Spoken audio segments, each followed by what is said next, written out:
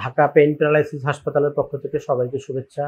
প্রতিদিনের মতো আমি আজকে ডাক্তার বিধান চন্দ্র ব্যাপারী আপনাদের সামনে কোমরের ব্যথার কারণ এবং সহজ চিকিৎসা নিয়ে আলোচনা করব। আমরা কোমর কোনটাকে বলি?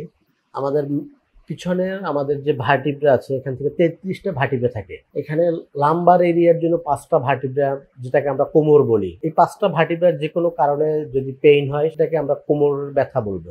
কোমরের ব্যথার অনেকগুলো কারণ আছে।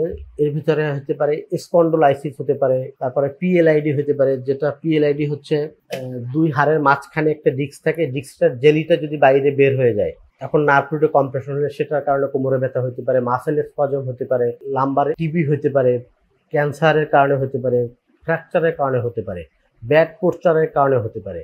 অনেকগুলো কারণ আছে যেটার জন্য কোমরে ব্যথা হতে পারে। এটা গেল কোমরে ব্যথার কারণ। এখন যদি আমরা কোমরে ব্যথার লক্ষণগুলো দেখি, তাহলে কোমর থেকে ব্যথা অনেক সময় কোমরেও থাকতে পারে।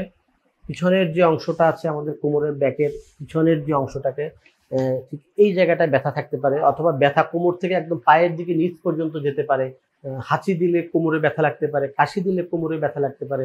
সেই ক্ষেত্রে যেটা করণীয়, আমাদের পোস্টারটা মেনটেন করতে হবে।